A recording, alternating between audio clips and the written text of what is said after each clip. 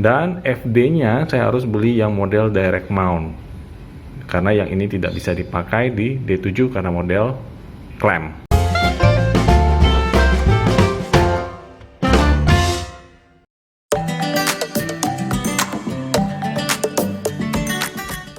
Selamat pagi, siang, sore, atau malam bro semuanya, para pecinta sepeda di seluruh Indonesia. Bertemu lagi hari ini di channel Trek Cycle Indonesia. Hari ini saya akan menunjukkan Siskiyou D5 saya yang rencananya akan di-upgrade menjadi D7.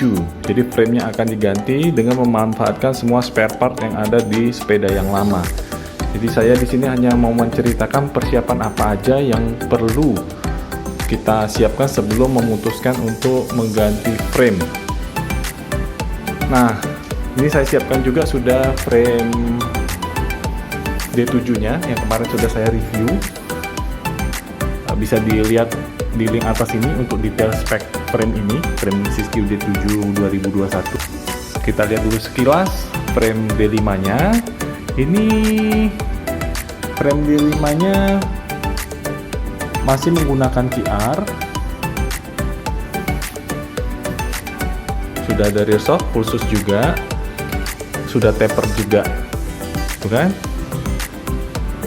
Nah, perbedaan yang mencolok adalah sistem QR dan TA. Jadi di frame lama saya ini sistemnya QR, sedangkan di frame baru D7 ini menggunakan TA. TA-nya sendiri ini sudah TA boost, bukan TA standar. Jadi yang menjadi masalah sekarang adalah saya tidak bisa menggunakan hub yang lama. Saya harus mengganti atau membeli lagi hub baru yang sudah TA tapi yang juga sudah support boost. Tapi wheel set, maksudnya rim, ban, semua saya masih bisa pakai. Brake set bisa, rotor bisa, RD juga bisa dipakai, sprocket bisa, crank semua masih bisa, nggak ada masalah. Nah, cuma kendala kemarin waktu saya baru datang frame Siskiyou D7 nya, ternyata frame ini kalau beli frame only, karena sekarang lagi tren menggunakan single speed, maka FD dianggap tidak dipasang, sehingga waktu itu ini datang tidak ada dudukannya. Karena saya akan memindahkan dari D5 saya yang sudah 2x11 pindah ke sini, otomatis saya akan menggunakan FD. Kemarin saya sudah hunting dan sudah mendapatkan dudukan untuk FD-nya. Jadi nanti sudah aman perpindahan grup set shifter 211-nya ke sini, ke frame D7 sudah aman.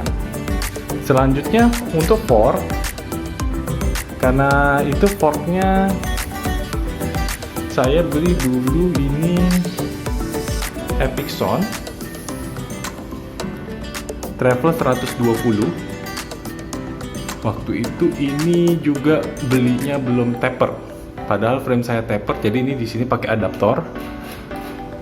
Nah, untuk di frame D7-nya saya akan kayaknya membeli fork baru yang benar-benar sudah taper, jadi nggak perlu lagi beli adaptor.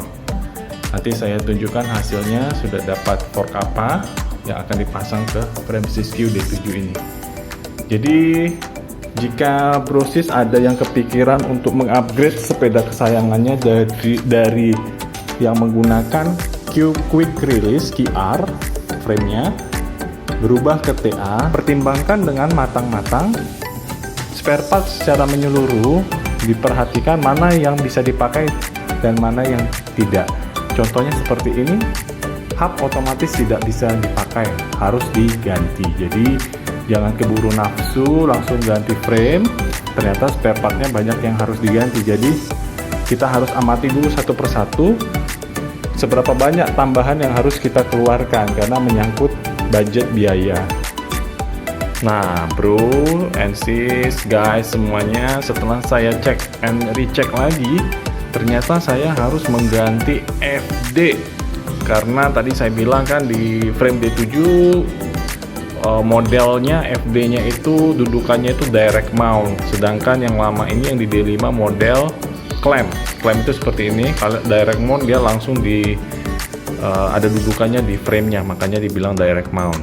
Jadi ada dua komponen yang harus saya beli lagi, yaitu free hub-nya ke model TA Boost agar bisa masuk ke frame D7-nya, dan FD-nya saya harus beli yang model direct mount karena yang ini tidak bisa dipakai di D7 karena model clamp.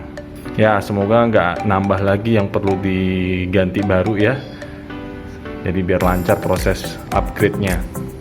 Proses demikian dulu sekelumit persiapan saya untuk mengupgrade frame Siskiyou D5 saya ke D7.